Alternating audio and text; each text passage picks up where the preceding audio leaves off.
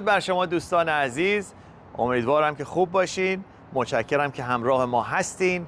امروز اومدیم به عطیاب بیوتی سپلای، در خدمت آقای علی طاهری خواهیم بود و مطمئنم که اطلاعات خوب و جامعی رو در ارتباط با این حرفه با ما به اشتراک خواهند گذاشت. بریم با هم تو ببینیم چه خبره. Let's check it out.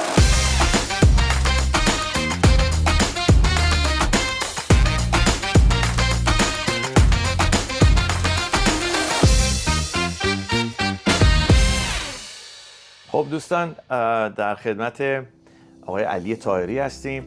علی جان خیلی متشکرم که وقت تو ما دادی امروز. طبق روال عادی ما همیشه میریم سراغ یه بک‌گراند کاری و این که اصلا چطور شد که شما وارد این حرفه شدی. ممنون که این اینترویو رو من انجام میدی هالگور جان. سلام به تو و دوستانی که دارن این ویدیو رو نگاه میکنن. بک‌گراند وارد شدن این کار، من پدر مادرم در واقع سالها بودن که تو کار بیوتی بودن، منتها بیوتی سپلای نبود، یه حالت هر سالن بود. تقریبا یه چیزی نزدیک 11-12 سال پیش من مقدار رفتم کمکشون بکنم که منیج بکنن، چون 2-3 تا سالن بود و همون موقع شروع کرده بودیم توی سالن یه مقدار پروداکت فروختن، یه مقدار آشنایی داشتم با پروداکتایی که فروخته میشد. ولی چون که آرایشگاه چرخوندن یه کسی باید باشه که خودش آرایشگر باشه و من هیچ وقت تالنتشو نداشتم که بتونم این کار رو انجام بدم. به خاطر اینکه رفتم توی آفیس کار گرفتم و اونجا شروع به کار کردم و همونجا ادامه دادم. یه 10 سالی گذشت. بعد پدر مادر من که داشتن ریتایر میشدن دیگه، از این کار میومدن بیرون، این مغازه‌ای که الان توش هستیم ما خودمون قبلا مشتریش بودیم و این مغازه حالا به هر دلیلی متاسفانه نچرخیده بود، مجبور شدن ببندن. بعد یه اپورتونیتی خوب دیدیم که گفتیم شاید بتونیم یه کاری انجام بدیم و در واقع اینجوری شروع شد. اپریل 2019 ما اینجا رو رنت کردیم و با یه مقدار جنس کم شروع کردیم و خوشبختانه به خاطر سپورت کامیونیتی ایرانی که داریم میگیریم از اینجا همینجوری بیشتر گرو کرد و 4 سال بعد الان اینجا هستیم. بسیار عالی. خب همین که صحبت میکردین، اولین چیزی که اومد تو ذهن من وقتی که کار شروع شد، میخوام بدونم برای کسایی که علاقه‌مند هستن به یک کار این چنینی، آیا از وام هم استفاده میتونن بکنن برای خرید این سپلای ها؟ 100%. من خودم وقتی که شروع کردم اولش با یه پول کمی همینجوری گفتم شروع کردیم، ولی بعدا متوجه شدم که ما باید گسترش بدیم، یعنی یه چیزی نزدیک همون اول کاری نزدیک $50,000 احتیاج داشتیم که بتونیم مغازه رو با جنس پر بکنیم و من از وام بانک استفاده کردم، این کارو کردم. اون وقتی که میخوایم اجناس رو بگیرین، پروسه خاصی داره این موضوع؟ از جای خاصی خرید میکنید یا اینکه نه شما مثلا از آمازون و اینجور جاها خرید میکنید؟ اکثر کسایی که ازشون ما خرید میکنیم اینا هولسلرن، عمده فروشن. هولسلر تو کل کانادا 3-4 تا هولسلر خیلی بزرگ هستش که در واقع اینداستری دست ایناست. مثلا این برندهایی که میبینین اکثرنشون کانترکت دارن با این هولسلرها و ما معمولا از این هولسلرها کسایی که خود آرایشگاه‌ها خرید میکنن، ولی خب ما باید از یه دیسکاونت به خصوصی استفاده کنیم که بتونیم کمپیت بکنیم با کسایی که دارن به آرایشگاه میفروشن و کسایی که دارن به پابلیک میفروشن. یه سری برندام هستش اینجا که دایرکتلی با خودشون داریم کار میکنیم، یعنی از خود ایتالیا میاد به هد آفیسشون اینجا، یا از اسرائیل میاد یا از آمریکا میاد و از اونا خرید میکنیم، یا از هولسلر خرید میکنیم یا از خود کمپانی. اوکی. برندهای خوب چی هستن؟ برندهای خوب، من فیوریت من مراکن اویله. من حرفی که مشتری میاد تو سری اول میرم سراغ مراکن اویل. یه برند دیگه هست به اسم بایوتاپ. یه برند خیلی قدیمی هست به اسم شوارزکوف که مثل بالای 100 سال این برند تو این اینداستری بوده. من این اسمو خیلی جا دیدم توی هر سالونا، این چیزی که میندازن دور گردن آدم، معمولا اینو پشتش نوشته بود. دقیقاً یه برند آلمانیه و در واقع بزرگترین برند این اینداستریه. اوکی. 100 سالم دور و بر بودن دیگه. آره. خب یه جوری حس کردم چالش این کار چی میتونه باشه از وسط توضیحاتت. ولی دوست دارم از خودت هم بپرسم بزرگترین چالش این کار چیه؟ بزرگترین چالش این کار دو تا چیزه. یکی این که دیل کردن با همین هولسلرها که بهت گفتم، چون که تخفیف گرفتن ازشون تو این کار خیلی مهمه و باید قیمت‌ها رو یه جوری ازشون بگیریم که چون که این اندستری خیلی بزرگیه، توش هم خیلی کامپتیشن هست، به خاطر این پرایس‌ها رو باید خیلی پایین نگه داریم. به خاطر این باید با قیمت خوبی بتونیم اینا رو بخریم و یکی از چیزایی که من خیلی چالنجینگ واسم اینه که قیمت خوب پیدا کردن پروداکت‌ها.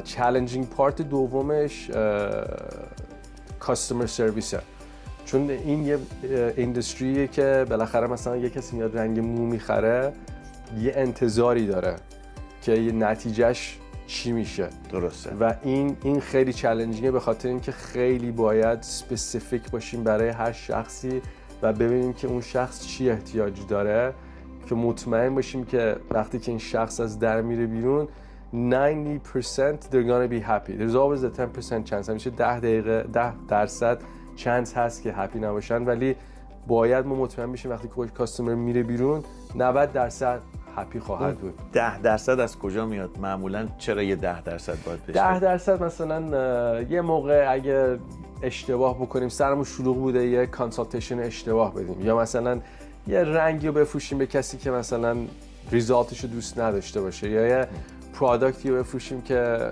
یه شامپو یا کاندیشنری که به موی اون شخص نسازه.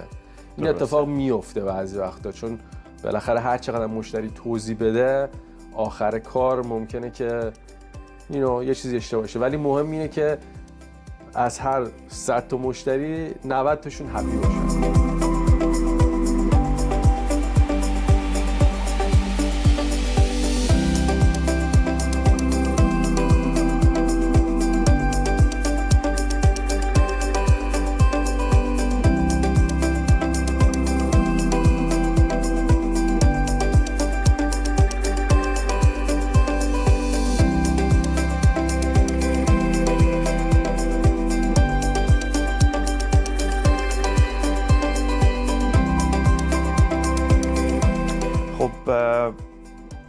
من متوجه شدم که مشاوره پس توی این کار مهمه. خیلی. و از شما پس مشاوره میگیرن مردم. یه سوالی که داشتم اینه که توی مارکتی که آمازون انقدر قوی و قدره، شما چجوری با آمازون دارین رقابت میکنین؟ همونجوری گفتم قیمت خیلی مهمه. ما خیلی از پروداکت هایی که داریم از آمازون ارزون تره. یه اتفاقی هم که جدیداً داره میفته، من این از خیلی مشتری شنیدم، یه چیزی که میخرن از آمازون، مثلا یه کلیپر یه مشتری خریده بود. برای کسی که آشنایی ندارن، کلیپر چیزی دستگاهی که استفاده میکنن که مو رو اصلاح میکنن. بعد کلیپر رو با همون جوری که با پکیج آمازون آورده بود، اولا که همون کلیپر رو ما میفروشیم، اولا که توی جعبه‌اش نبود، دوما که روش پر مو بود، یعنی دست دوم بود. و سر شامپوها و کاندیشنرها اتفاق افتاده که اومدن گفتن که ما اومدیم شامپو رو از شما 2-3 بار خریدیم، حالا یه ویکندی بوده وقت نداشتن بیان اینجا، از آمازون خریدن. وقتی که کانتنت شامپو رو اومدن استفاده کردن دیدن اون نیستش. یه اتفاقی جدیدن افتاده، خیلی‌ها شروع کردن آمازون رو زیاد تراست نمی‌کنن، مخصوصاً وقتی که یه چیزایی مثل اینجور چیزا، مثل چیزای هلت و بیوتی، اینا خیلی مهمه برای مردم. و میگم قیمت رو ما باید تا اونجایی که میتونیم پایین نگه داریم که بتونیم با آمازون کامپیت بکنیم. و بازم میگم خوشبختانه ما شانسی که اینجا آوردیم، این کامیونیتی ایرانی ریچموند هیل خیلی حواسشون به ما هست و خیلی کمکمون میکنن و پشتمون رو دارن. چقدرم عالی، یه خبر خیلی خوبیه. خب علی جان، مجبور شدیم یه کاتی بدیم، میدونم سرت هم امروز شلوغه، ولی این برخورد شما با مشتری که الان باهاش داشتین صحبت میکردین خیلی واسه من جالب بود. یه جوابایی هم گرفتم راجع به رقابت شما با پلتفرمی مثل آمازون. مشاوره خیلی مهمه، یعنی مردم میان و سوال میکنن به نظر شما این N2 رو بکنم N3 چی میشه، نمیدونم. اینا رو طبیعتا از آمازون نمیتونن بگیرن. 100%. برای ریترن چی؟ من وقتی که میگفتی که پروداکتی بوده مثلا مولاش بوده و اینا، نشون میده که یکی خریده اینو ریترن کرده به آمازون. خب این درسته که یه پوان منفی برای نفر بعدی داره که ممکنه همین پروداکت رو بخره، ولی یه قسمت مثبتش هم برای اون کسی که خرید کرده اینه که میتونه پسش بده. شما اینجا اجناستون وقتی به فروش میره پس میگیرین؟ اگر یه چیزی باشه که پروداکتی که پلم نداره، لیکویدایی که پلم داره، مثلا این شامپو اگه پلم نداشته باشه، نه، وقتی که فروخته شده دیگه نمیتونیم پس بگیریم برای health and safety. این پالیسی رو روی هم وبسایتمون هست، هم روی رسیدامون هستش. یه دونه هم تابلو گذاشتیم پشت کش که متاسفانه یه مشکلی که هستش اینه که آمازون همه چیزو پس میگیره، ولی ما برای سیفتی خود مشتری‌ها این کارو نمی‌کنیم و وقتی که این توضیحو که بهش میدیم، من اول کار که تازه کار بودم اصلا دوست داشتم این کار بکنم، ولی باید این کارو می‌کردم. ولی بعدا متوجه شدم که این خود تراست مشتری‌ها رو جلب میکنه. درسته. یعنی وقتی که میبینن که یه شامپوی حالا بردن میخوام پس بیارن، من میگم متاسفانه نمیتونم از اون پس بگیرم چون به کسی دیگه نمیتونم بفروشم، اون خودشون یه حالت تراست میشه برای مشتری‌ها.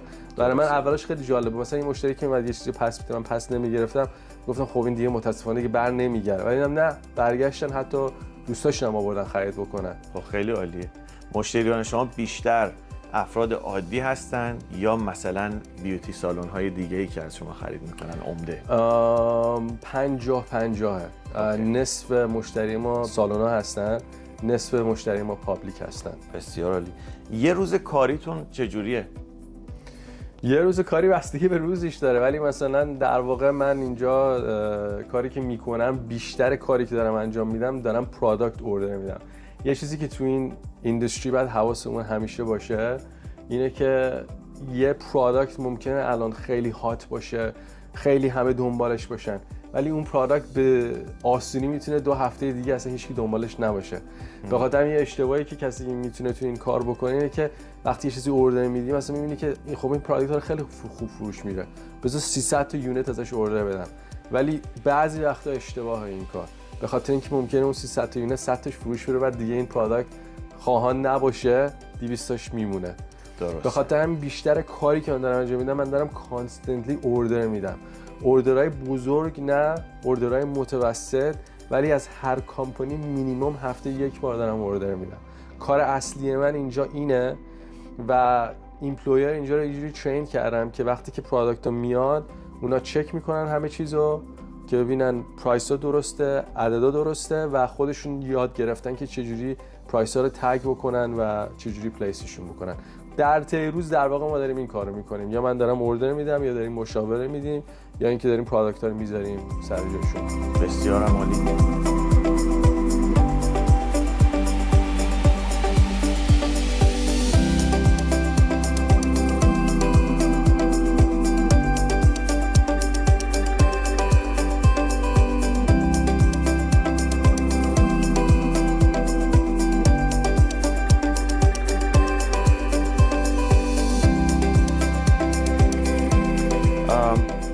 برای یه نفر که میخواد وارد این کار بشه، هیچ جور لایسنسینگی وجود داره؟ نمیدونم کارهایی که باید انجام بشه بتونه یه همچین بیزنسی رو ران بکنه؟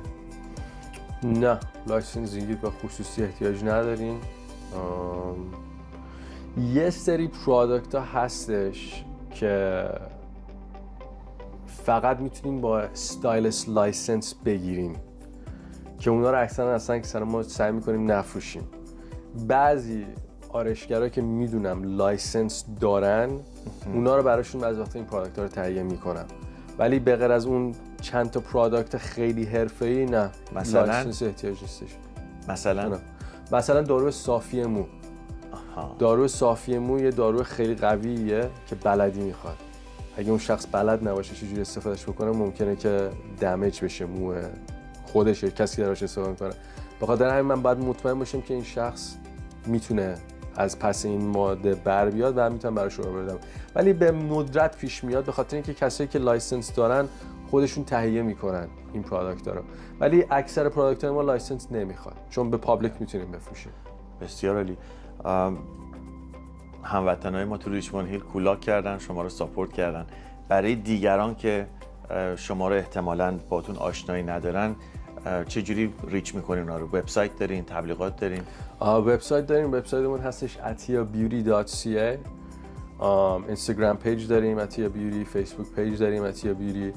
و این وبسایت خیلی کمک کرد، مخصوصا دوران کووید، چون ما اینجا رو همونجوری که گفتم اپریل 2019 شروع کردیم و وقتی که مجبور شدیم مغازه رو ببندیم روی وبسایت خیلی کار کردیم که در واقع مردمی که توی این محله هستن ببینن که ما چه پروداکتایی داریم که اگه خواستن بیان خرید بکنن، چون میتونستیم جلوی مغازه بفروشیم، فقط تو مغازه مشتری نمیتونستن بیان و اون باعث شد که من فهمیدم که اگر روی وبسایتمون یه مقدار تبلیغ بکنیم، روی مثلا گوگل تبلیغ بکنیم، ریچش خیلی بیشتر میشه که الان به یه جایی رسیده که حتی از بریتیش کلمبیا هم از ما خرید میکنن. واو، آره چه جالب.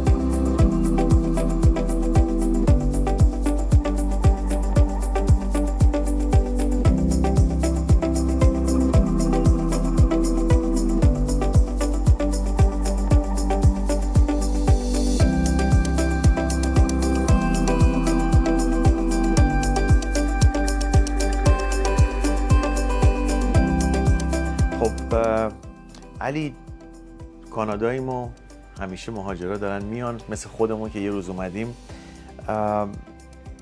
یه عده‌ای شاید علاقه‌مند باشن به این جور کار، خب یه عده‌ای میتونن جدید باشن اومدن کانادا، یه عده‌ای تازه دارن به این ورک فورس میپیوندن.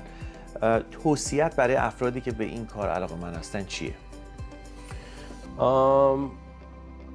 خیلی باید، نمیخوام بگم آهسته جلو بریم، ولی باید خیلی مواظب باشین، چون که این اندستری خیلی بزرگیه. ما الان بالای 60 تا برند مختلف توی مغازه داریم. میتونم شاید بهت بگم که شاید بالای 1000 تا برند دیگه هست که میتونم داشته باشم. ادوایس من برای کسی که این کار میخواد شروع کنه اینه که همیشه آپ تو دیت باشین با سوشال میدیا، ببینین که چی ترندینگه، چی داره خیلی هاته توی مارکت و با ترند جلو برین و هیچ وقت یک دفعه نه همه پولتون رو بذارین روی یه برند، یا اینکه مثلا بخواین چون مغازتون میخواین پر بشه یه دفعه هست هر چی که میتونین خرید بکنین. یواش یواش جلو برین. بعد نه تنها این بزنس، هر بزنسی تو کانادا طول میکشه تا بخواد پول در بیاره. وقتی که باجت میکنین مطمئن باشین که مینیمم، حداقل، ما خوشبختانه بعد از 1 سال شروع کردیم پرافیت کردن، ولی اکثر بزنس ها مینیمم 2 سال طول میکشه تا شروع کنن پرافیت بکنن. به خاطر همینه که بهتره که تو بودجهتون در نظر داشته باشین که تا 2 سال ممکنه پرافیت نکنین، ممکنه تا 2 سال لاس باشه، که یه موقع مثلا این اندستری که همینجوری که گفتم اتفاقی که میفته، یه چیزی که الان هات هستش ممکنه 2 هفته دیگه هات نباشه.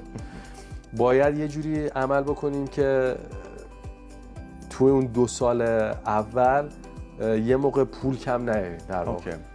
خب طبیعتاً پول اجاره 2 سال رو باید کنار بگذارن. چقدر برای یه همچین سایز استوری چقدر سرمایه اولیه نقد نیازه که این استور تقریبا پر بشه، دیسپلی ها خالی نباشه؟ برای اولش الان توی این مغازه خیلی اینونتوری هستش، ولی برای اولش خرجی که در واقع کردیم فقط برای اینونتوری دور و بر بین 50 تا 60 هزار دلار بود. 50 تا 60 هزار 2019. الان میتونه بیشتر باشه. الان میتونه بیشتر باشه، آره. و 2019 مثلا وقتی که ما فرست اینونتوری که برای دور و بر 60 هزار دلار خریدیم، شاید مثلا مغازه رو پر کرده بود ولی سپردلی چیده بودیمشون. الان خیلی تایت تر شده و خوشبختانه از تو خود درآمد مغازه یواش یواش این اینونتوری رو اضافه کردیم. یعنی پول بیشتری نه، sometimes I have to، بعض وقتا باید یه مقدار پول بیشتر بذاریم، ولی خوشبختانه بیشتر از درآمد خود مغازه. خیلی هم عالی. امیدوارم که هر روز این بیزنس پررونق‌تر بشه. خیلی ممنون که انقدر خالصانه با محبت این اطلاعات رو با ما و مخاطبین ما در میون گذاشتین. برات آرزوی موفقیت دارم. ممنون، متشکرم.